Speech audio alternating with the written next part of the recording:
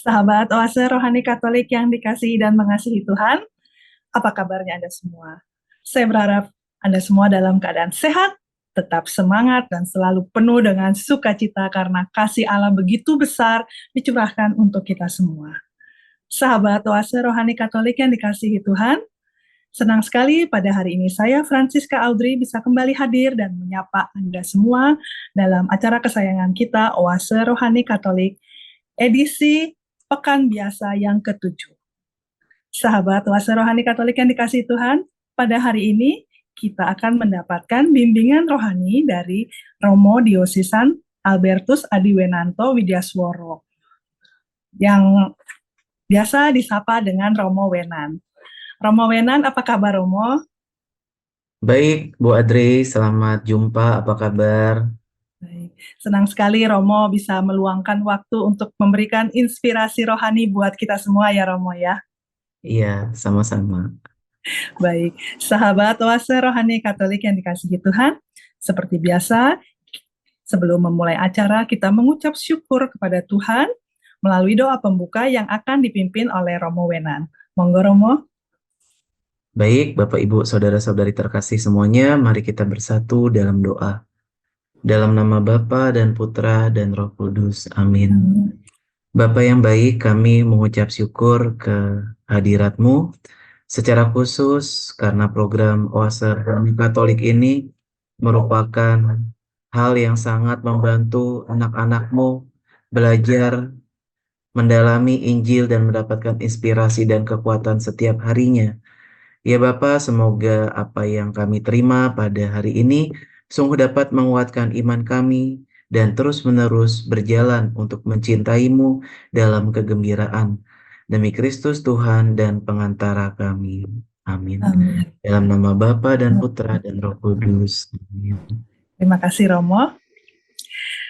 Antifon pembuka. Jangan menunda-nunda untuk bertobat kepada Tuhan. Jangan kau tangguhkan dari hari ke hari. Sebab tiba-tiba saja meletuslah murka Tuhan dan engkau binasa pada saat hukuman. Pembacaan diambil dari surat Rasul Yakobus. Hai kalian orang-orang kaya, menangislah dan merataplah atas sengsara yang akan menimpa kalian. Kekayaanmu sudah membusuk dan pakaianmu sudah dimakan ngengat. Emas dan perakmu sudah berkarat, dan karatnya akan menjadi kesaksian terhadap kalian, dan akan makan dagingmu seperti api.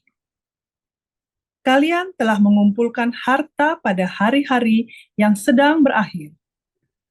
Sesungguhnya telah terdengar teriakan besar, karena kalian telah menahan upah para buruh yang telah menuai hasil ladangmu.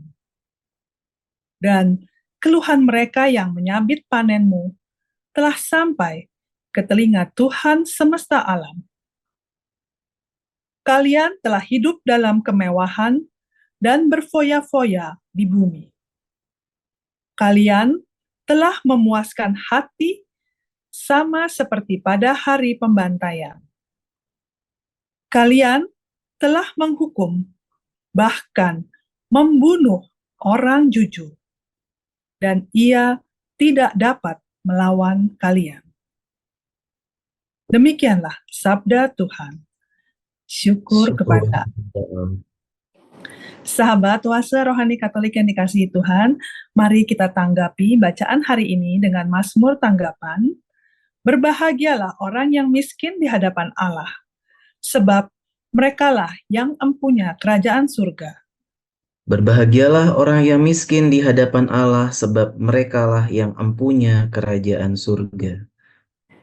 Inilah jalan orang-orang yang mengandalkan dirinya sendiri.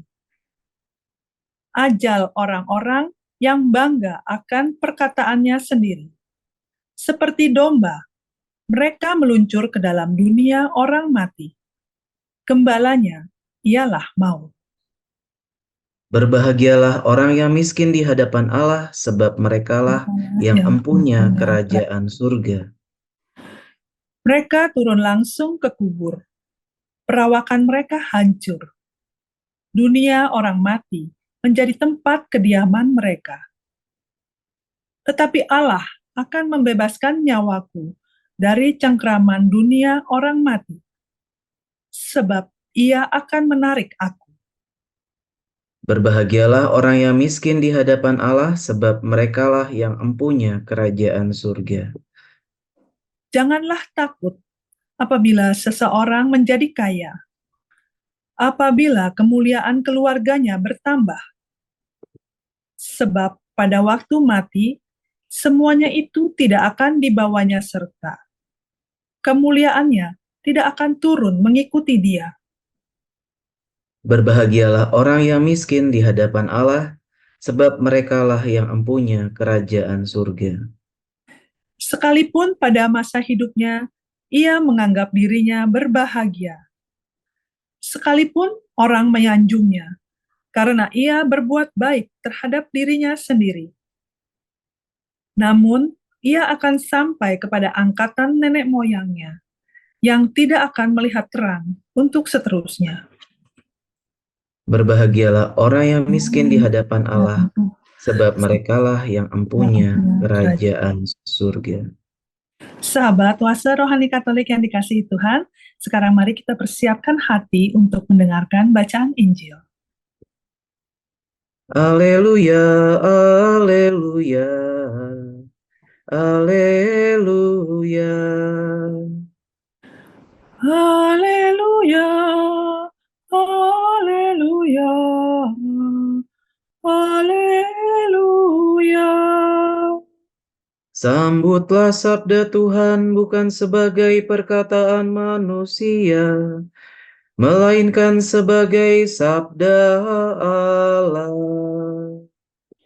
Haleluya, haleluya, haleluya. Tuhan bersamamu. Dan bersama rohmu, Inilah Injil suci menurut Markus. dimuliakanlah Tuhan. Pada suatu hari berkatalah Yesus kepada murid-muridnya, "Barang siapa memberi kalian minum air secangkir, oleh karena kalian adalah pengikut Kristus, ia tak akan kehilangan ganjarannya. Barang siapa menyesatkan salah seorang dari anak-anak kecil yang percaya ini, lebih baik baginya jika sebuah batu kilangan diikatkan pada lehernya, lalu ia dibuang ke dalam laut.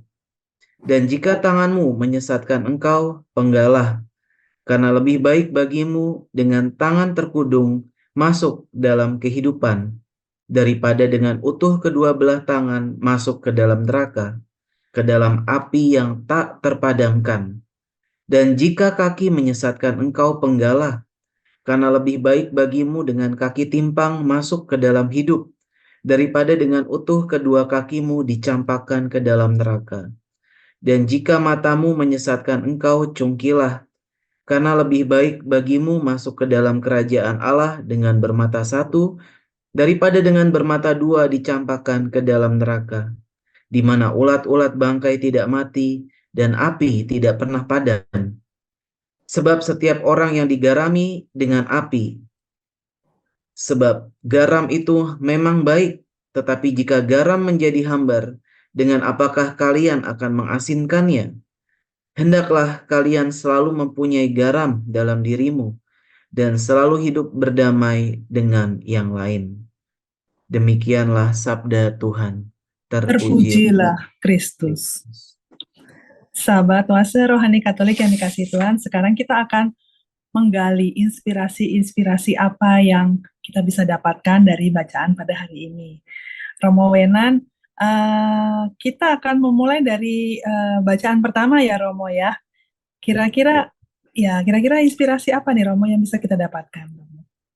Ya, Bapak Ibu, saudara-saudari terkasih, bacaan pertama itu dari surat Rasul Yakobus bab 5 ayat 1 sampai dengan 6. Dan itu sebenarnya tidak terlepas ya dari bacaan sebelumnya ya. Jangan melupakan Tuhan dalam perencanaan. Jadi di perikop sebelumnya itu ada ada judul yang seperti itu. Dan itu nanti kita melihat rangkaiannya itu dalam Mazmur tanggapan tadi ya, tentang inilah jalan orang-orang yang mengandalkan dirinya sendiri. Jadi di satu sisi kita selalu memahami ya, apa yang dimaksudkan Rasul Yakobus dalam konteks tertentu. Saya coba baca sedikit lagi ya. Jadi sekarang kamu orang-orang kaya menangislah dan merataplah atas kemalangan yang akan menimpa kamu ya. Kekayaanmu sudah busuk dan pakaianmu telah dimakan ngengat. Kenapa tiba-tiba ada kata-kata seperti ini? Karena sebelumnya dari bacaan surat Rasul Yakobus ini ada teks yang mengatakan demikian. Jadi sekarang kamu yang berkata hari ini atau besok kami berangkat ke kota dan di sana kami akan tinggal setahun dan berdagang serta mendapat untung, sedangkan kamu tidak tahu apa yang akan terjadi besok. Apakah arti hidupmu ya? Jadi yang dikritik Rasul Yakobus adalah pertama orang-orang yang tidak melibatkan Tuhan dalam kehidupan mereka sehari-hari, secara khusus dalam mengumpulkan harta. Itu yang pertama. Dilanjutkan demikian, kamu telah mengumpulkan harta pada hari-hari terakhir ya. Sesungguhnya, nah ini menjadi yang titik sentralnya, sesungguhnya upah yang kamu tahan dari buruh yang telah menuai hasil ladangmu berteriak terhadap kamu, dan keluhan mereka yang menyabit panenmu sampai ke telinga Tuhan semesta alam. Kamu telah hidup dalam kemewahan dan berfoya-foya di bumi. Kamu telah memuaskan hatimu menjelang hari penyembelihan. Kamu telah menghukum bahkan membunuh orang-orang benar, sedangkan ia tidak melawan kamu. Bapak, Ibu, saudara-saudari terkasih, ternyata kritik Rasul Yakobus atau penulis dari surat Yakobus ini mengkritik bagaimana orang yang mendapatkan kekayaan. Pertama, mereka mengumpulkan harta tanpa melibatkan Tuhan. Yang kedua, sudah tidak melibatkan Tuhan dalam cara mengumpulkan hartanya. Mereka juga tidak peduli terhadap orang-orang miskin.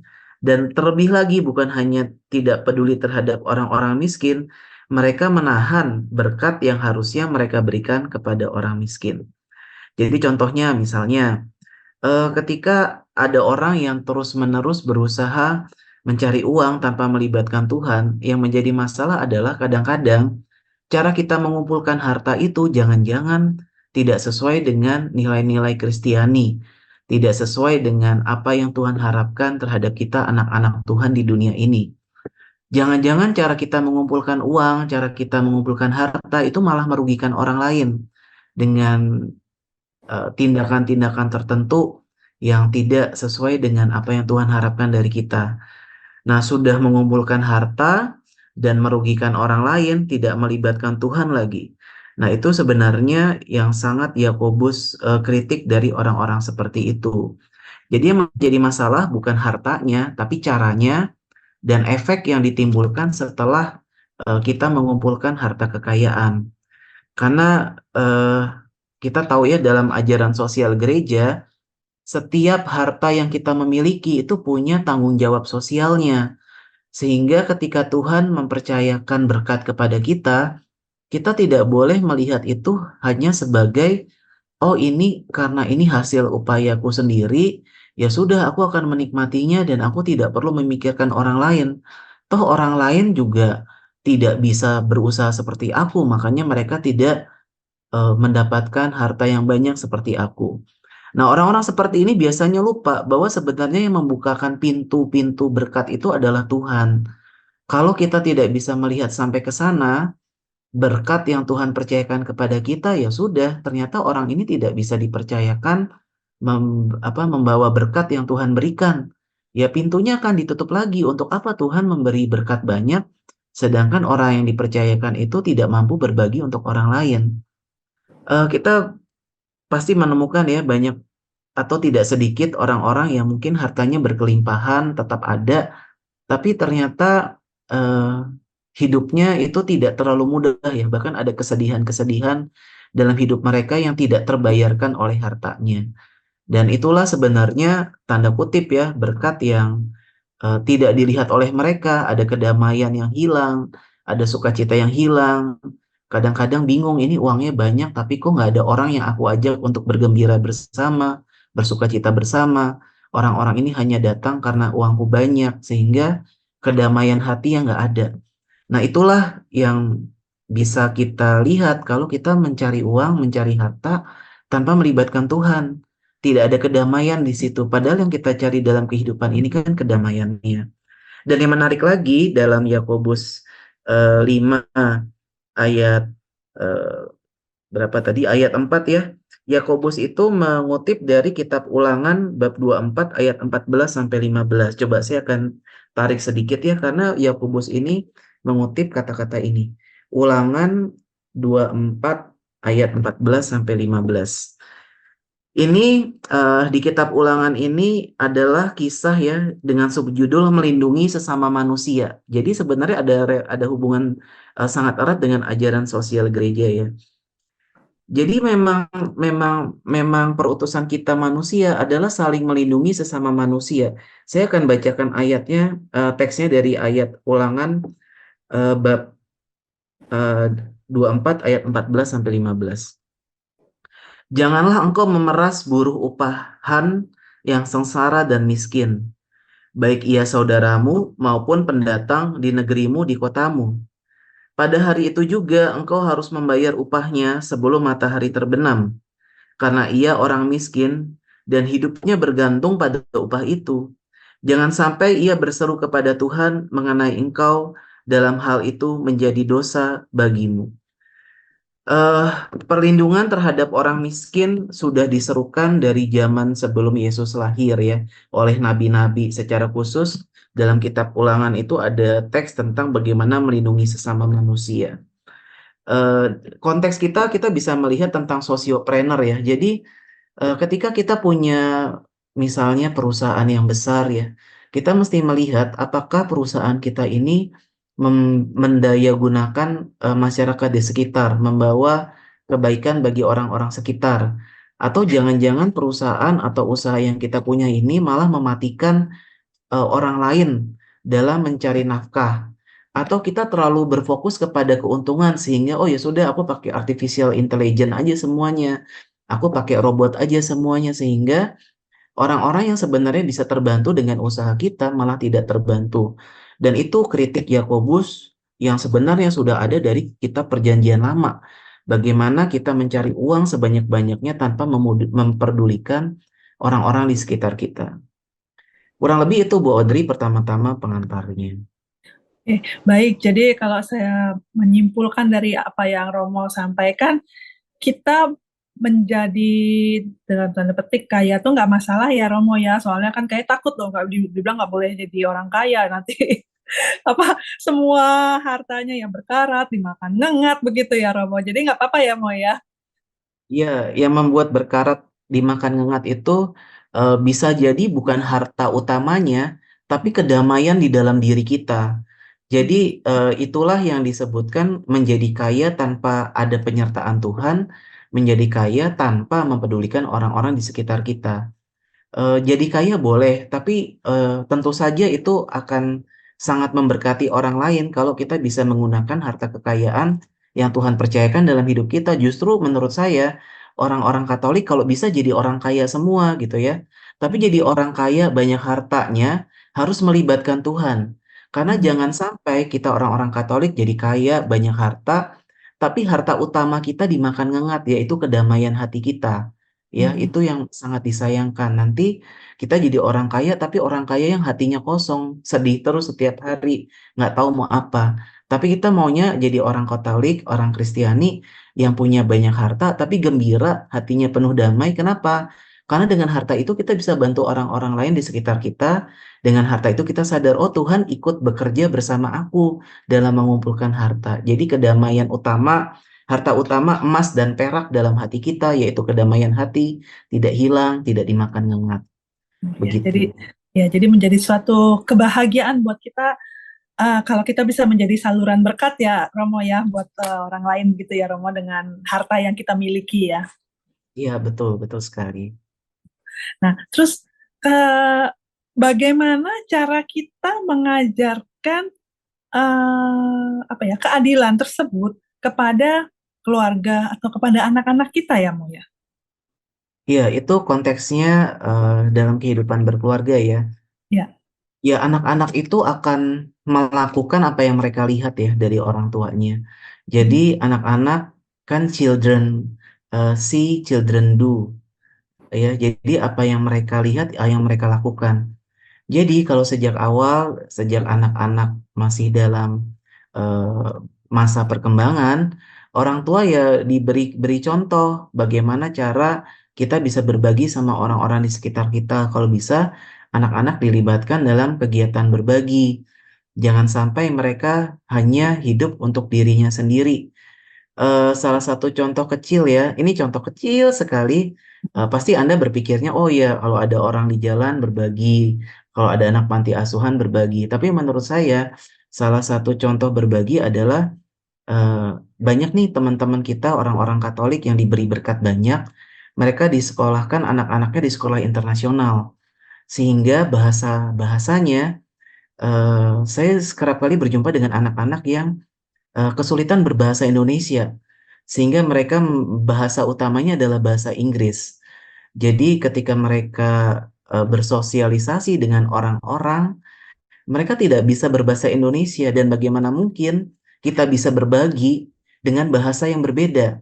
Sementara gap bahasa itu sudah menjadi jurang antara kaya dan miskin. Orang miskin itu tidak atau yang kesulitan memiliki uang, memiliki harta untuk menyolokkan anaknya, pasti bahasa anak-anaknya bukan bahasa Inggris, pasti bahasa Indonesia.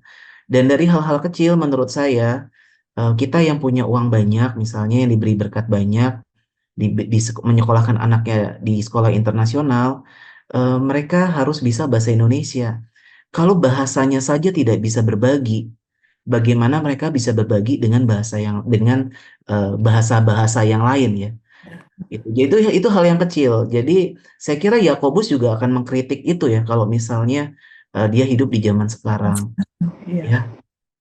Iya, baik, baik Romo. Jadi kita juga memperhatikan keluarga kita juga ya. Kadang-kala itu seperti yang Romo sampaikan, walaupun itu mungkin menurut Romo kecil, tapi banyak orang yang melupakan loh Romo. Saya sendiri juga nggak kepikiran sampai ke sana gitu, bahwa bahasa itu bisa menjadi gap, bisa menjadi jurang dalam upaya kita mengajarkan kepada anak-anak kita untuk menjadi seorang yang adil seperti apa yang di diajarkan atau ditegur oleh Rasul Yakobus dalam bacaan pada hari ini ya Romo ya. Ya. Baik. Baik, sahabat oase rohani Katolik yang dikasihi Tuhan, kita sebagai seorang Katolik kita harus berlaku adil dalam keseharian sehingga akan ada selalu damai di dalam hati kita, seperti kata Romo bahwa emas, perak, dan baju itu tidak akan membusuk. Jadi hati kita tetap akan selalu damai, bahagia, dan sukacita dengan kita berlaku adil kepada orang-orang di sekitar kita. Baik sahabat oase rohani Katolik yang dikasihi Tuhan, kita akan jeda sejenak untuk mengendapkan inspirasi yang disampaikan oleh Romo Wenan. Kita akan jumpa kembali di sesi kedua untuk mendapatkan inspirasi lebih lanjut. Jangan kemana-mana.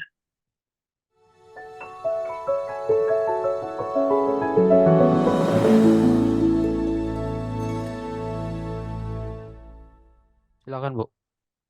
Sahabat oase rohani Katolik yang dikasihi Tuhan, terima kasih sahabat masih dengan setia mengikuti acara Oase Rohani Katolik edisi hari ini. Masih bersama dengan Romo Diosesan Albertus Adiwinanto Widyasworo dan saya Francisca Audrey, kita akan melanjutkan untuk mendapatkan inspirasi-inspirasi rohani lebih lanjut dari bacaan pada hari ini. Romo Wenan, mungkin Romo bisa menyimpulkan sedikit. Tadi mungkin ada sahabat yang belum mendengarkan di sesi pertama, begitu ya Romo ya. Jadi apa yang dari inspirasi yang kita bisa dapatkan dari bacaan pertama, Romo? Baik, dari bacaan pertama tadi kita mendengar kritik keras Yakobus terhadap orang-orang kaya yang bagaimana mereka mengumpulkan harta tanpa melibatkan Tuhan dan tanpa mempedulikan orang-orang di sekitarnya. Yang dimaksudkan dengan harta mereka akan dimakan ngengat, akan berkarat, antara lain adalah kedamaian di hati mereka yang akan hilang. Meskipun mereka punya banyak uang, banyak harta, meskipun mereka tetap masih bisa mengumpulkan banyak uang, tapi orang yang mengumpulkan harta tanpa melibatkan Tuhan dan mempedulikan sesama, harta utama dalam hidupnya akan hilang, yaitu kedamaian hati dan sukacita dalam hidup. Oleh karena itu memang sejak awal kita harus memperhatikan ini dan mengajarkan anak-anak kita secara khusus bagaimana kita bisa berbagi dan mengumpulkan harta hidup hari ke hari dengan melibatkan Tuhan. Begitu teman-teman semuanya. Ya, baik. Nah, kemudian Romo, kalau dari Injil suci itu apa Romo yang bisa kita dapatkan inspirasinya? Ya, bacaan Injil ini sebenarnya keras sekali ya. Coba Ya, saya baca sedikit lagi ya. Ada kata-kata yang siapa yang menyebabkan salah satu dari anak kecil ini berbuat dosa, lebih baik jika sebuah batu giling diikatkan pada lehernya, lalu dibuang ke dalam laut. Jika tanganmu menyebabkan engkau berbuat dosa, penggalah. Lalu jika kakimu menyebabkan engkau berbuat dosa, penggalah. Jika matamu menyebabkan engkau berbuat dosa, cungkilah. Karena lebih baik kita masuk ke dalam kerajaan Allah tanpa itu semua daripada kita dicampakkan ke dalam neraka di mana ulat-ulatnya tidak mati dan api tidak terpadamkan. Saya akan coba merenungkannya dari teksnya sendiri ya. Saya kemarin mencoba melihat dalam bahasa aslinya ya, ternyata kata misalnya penggalah dalam bahasa aslinya itu sebenarnya atau disebut sebagai apokopson ya. Apokopson itu memang terjemahannya cut it ya, atau cut it off ya, kalau dalam bahasa Inggrisnya. Jadi memang sangat letter luck ya, dipotong gitu ya. Lalu dalam bahasa asli Congkila, mereka menggunakan kata-kata eh, yang disebut sebagai ekbalo. Ekbalo itu adalah send away atau forth out atau singkirkan. Jadi memang secara teks aslinya memang begitu keras ya kata-kata Yesus ini. Karena saking kerasnya, tentu saja penafsirannya tidak bisa secara harafiah. Pasti maksudnya adalah apa yang dilakukan tanganmu jangan lagi dilakukan, apalagi yang dilakukan matamu jangan lagi dilakukan, apalagi yang dilakukan kakimu jangan dilakukan kalau itu membawa engkau semakin jauh dari kerajaan Allah. Nah, lalu dari teks sinoptik, kata-kata yang dituliskan di Injil Markus, ini ada paralelnya di Injil Matius. Cuma yang menarik dalam Injil Matius, Injil Matius itu berkata atau bercerita tentang perzinahan, ya. Jadi misalnya nih, dalam Matius 5 ayat 27 ya, kamu mendengar bahwa dikatakan jangan berzina. Namun aku berkata setiap orang yang memandang perempuan hingga menginginkannya sudah berzina dalam hatinya. Jika matamu yang kanan menyebabkan engkau berbuat dosa, cungkilah ya. Jika tangan kananmu menyebabkan engkau berbuat dosa, penggalah. Jadi konteksnya Matius ya dalam Injil Sinoptik itu adalah tentang zina. Tapi yang menarik, pemikiran atau teologi Markus itu berbeda. Meskipun kata-katanya sama, tetapi ada lanjutannya. Garam memang baik, tetapi jika garam menjadi tawar, dengan apakah kamu mengasinkannya? Dan ini yang penting. Hendaklah kamu senantiasa mempunyai garam dalam dirimu dan hidup berdamai seorang dengan yang lain. Jadi teologi Markus dengan teologi Matius itu hal yang berbeda. Meskipun sama-sama kaki dipenggal, tangan dipenggal, mata dicungkil. Kalau Matius bicara tentang perzinahan, Markus bicara tentang relasi kita sama orang lain.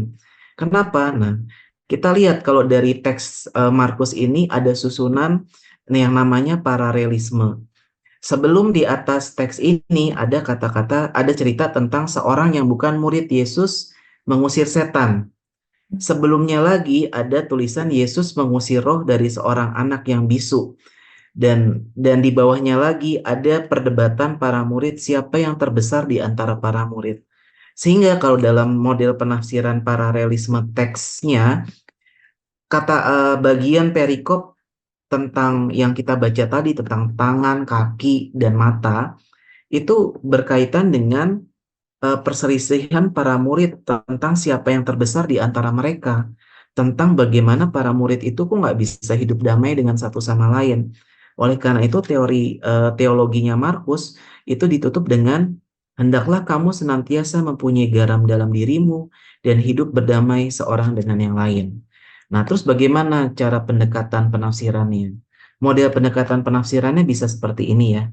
Jadi seandainya kakimu itu tidak melangkah, membuat kamu lebih peduli kepada orang lain, penggalah. Seandainya perbuatan tanganmu itu tidak membawamu kepada semakin berbagi kepada sesama, penggalah. Sehingga eh, tuntunan kaki, tuntunan langkah itu selalu dibawa untuk membawa kehidupan berdamai dengan orang lain. Apabila matamu, misalnya, tidak dapat melihat penderitaan di sekitarmu, cungkilah, untuk apa matamu itu kalau kamu menutup mata terhadap penderitaan yang ada di sekitar kamu. Oleh karena itu Tuhan bicara tentang garam ya. Kita kan menjadi garam di tengah dunia, kita menjadi pewarta bahwa Tuhan itu hadir loh, kasih Tuhan itu masih ada di dalam dunia.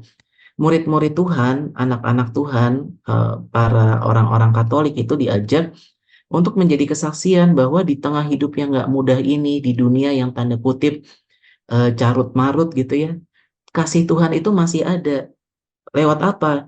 Ya lewat gerakan kaki kita, lewat uluran tangan kita, lewat pandangan mata kita yang terbuka terhadap mereka yang membutuhkan bantuan. Oleh karena itu, hendaklah kamu senantiasa mempunyai garam dalam dirimu dan hidup berdamai dengan orang lain. Apa yang kita lakukan, hendaklah membawa perdamaian ke orang-orang sekitar. Ya, jangan sampai mata kita, tangan kita, kaki kita membawa kita kepada pertengkaran atau ketidakdamaian dengan orang-orang di sekitar kita. Itu pendekatannya dari teks Markus, Bu Audrey. Ya, tadinya saya pikir aduh serem banget ya bacaan ini gitu ya, kalau Tuhan menginginkan mata, tangan, kaki dipotong gitu ya, seperti tadi kata Romo sampaikan gitu ya. Hmm, kalau kita masuk di katakanlah masuk surga tuh bentuknya udah kayak apa ya Romo ya? Karena udah semuanya Iya. sudah nggak ada gitu ya, banyak yang udah bagian tubuhnya nggak ada, nggak utuh gitu ya Romo ya. Tapi ternyata itu maksudnya adalah apa yang apa ya dari keseharian kita, ya, jadi meminta kita untuk menjadi seseorang yang peduli terhadap sesama kita begitu ya Romo ya. Iya.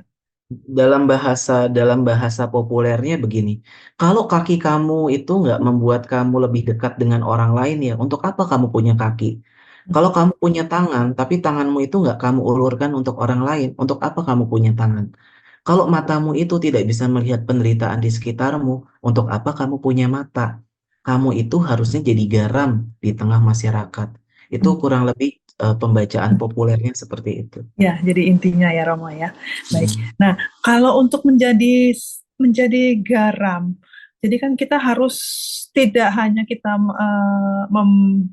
membantu, tapi juga kita harus memberikan rasa sukacita kepada orang-orang yang kita berikan, begitu ya Romo ya.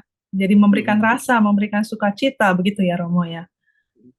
Ini menarik nih. Saya jadi berpikir bahwa beberapa kali ketika saya live in di panti cacat ganda di salah satu eh, pelayanan Katolik ya, di salah satu panti asuhan cacat ganda tuh artinya mereka ada autis dan ada gangguan motoriknya, tangannya, entah mereka cerebral palsy, jadi cerebral palsy dan autis.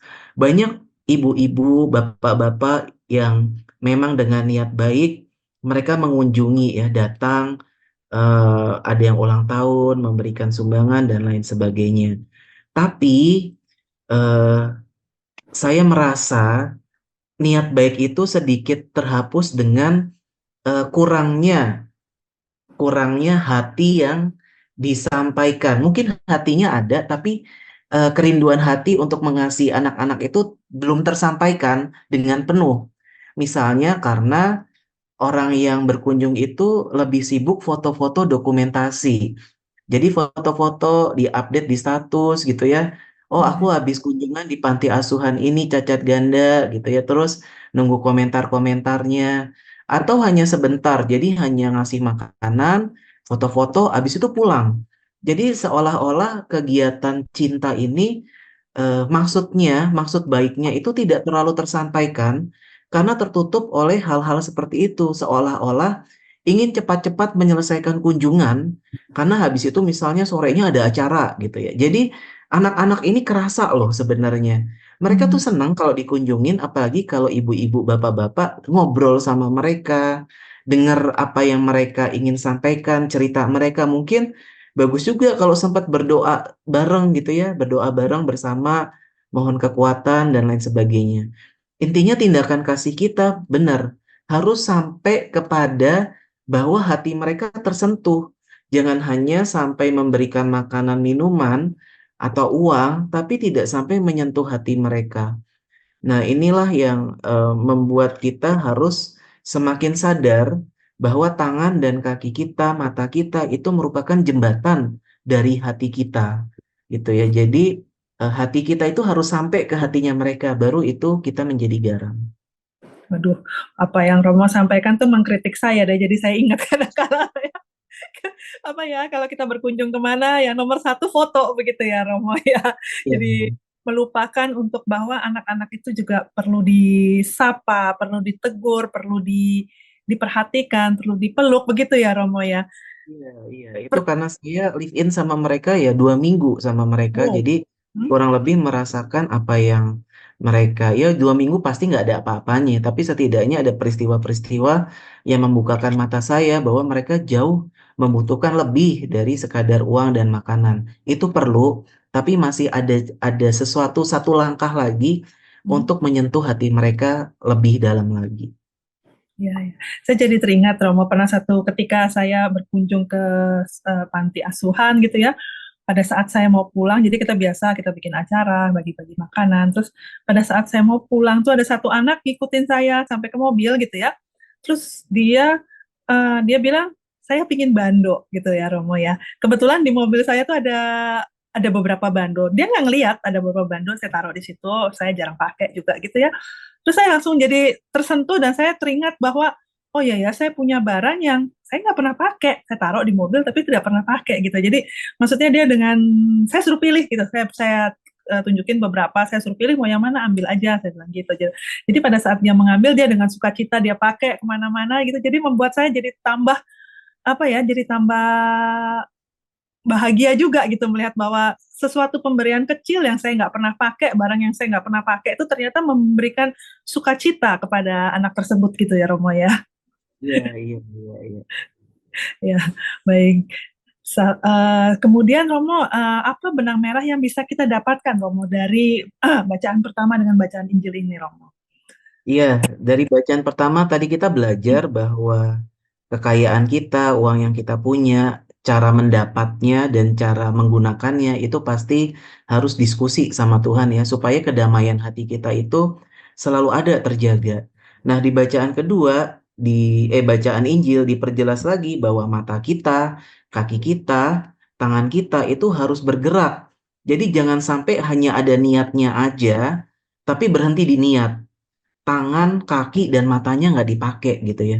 Jadi niat itu harus dieksekusi dengan tindakan kita, dengan mata kita, dengan tangan, dengan kaki kita, supaya bisa menyentuh hati orang-orang yang memang Tuhan izinkan kita untuk melayani mereka, untuk membantu mereka, supaya kita bisa jadi garam dan membawa damai bagi orang-orang di sekitar kita. Baik, baik Romo. Jadi kita harus bertindak, harus melakukan sesuatu tindakan kepada mereka dan itu semua harus dilakukan dengan ini ya tadi ya Romo dengan keadilan ya kita harus adil ya. Jadi nggak hanya memikirkan diri sendiri begitu juga ya Iya, Romo. pikirkan diri sendiri. Tangan, kaki, dan mata itu juga sebagai lambang kehadiran ya. Jadi Hmm. bisa aja orang-orang yang, oh aku punya uang, yaudah aku bantunya dengan transfer aja deh gitu ya. Ya Hmm. oke, itu penting ya, transfer penting buat dada-dada, buat lain-lain gitu ya. Tapi akan lebih happy ya orang-orang di sekitar kita, tangan, kaki, dan mata kita itu hadir di Ya. orang-orang yang membutuhkan. Jadi ada kehadiran juga, tidak hanya harta, tapi ada kehadiran. Ya, baik. Baik, Romo. Terima kasih. Jadi memang sih ya, kita sebagai seorang Katolik, kita harus hadir nyata, begitu ya Romo ya. Nyata dalam arti hati pun juga ikut hadir dalam apapun segala tindakan yang kita lakukan, gitu ya. Baik, sahabat oase rohani Katolik yang dikasihi Tuhan, tanpa terasa kita sudah sampai di penghujung acara untuk edisi pada hari ini. Dan seperti biasa, kita akan tutup perjumpaan kita dengan doa penutup dan berkat dari Tuhan yang akan dipimpin oleh Romo Wenan. Silakan Romo. Baik, Bapak, Ibu, saudara-saudari terkasih, marilah kita bersama-sama bersatu dalam doa. Dalam nama Bapa dan Putra dan Roh Kudus. Amin. Amin. Bapa yang baik, terima kasih karena Engkau telah menyegarkan kami dengan firman-Mu, dengan sabda-Mu, dengan permenungan yang sudah kami terima pada hari ini. Bapa, semoga kami senantiasa mengikut sertakan Engkau dalam setiap upaya kami memenuhi kebutuhan sehari-hari, sehingga setiap rejeki yang kami miliki sungguh dapat berguna bagi kami sendiri dan dengan rasa syukur dapat bermanfaat bagi orang-orang di sekitar kami. Ya Bapa, berkatilah mata kami agar kami dapat melihat sekeliling kami yang membutuhkan. Berkati tangan kami agar kami tergerak untuk mengulurkan tangan bagi sesama. Dan berkati kaki kami agar kami senantiasa melangkah di jalan-Mu. Bapa, semoga hati kami dapat senantiasa tertambat padamu dan memiliki kerinduan seperti yang Engkau rindukan. Demi Kristus Tuhan dan pengantara kami. Amin. Tuhan beserta kita sekarang dan selama-lamanya. Berkat Allah turun atas setiap pelayanan, kehidupan, kerinduan hati kita untuk terus-menerus bersatu dengan Tuhan. Dalam nama Bapa dan Putra dan Roh Kudus. Amin. Terima kasih Romo. Terima kasih. Sahabat oase rohani Katolik yang dikasihi Tuhan, Romo Diocesan Albertus Adiwenanto Widyasworo dan saya Francisca Audrey, kami pamit undur diri. Terima kasih atas kebersamaan kita. Selamat melanjutkan hari ini dengan penuh sukacita. Selamat menjadi kaki, tangan, dan mata dari Tuhan kita Yesus Kristus dalam lingkungan kita. Sampai jumpa.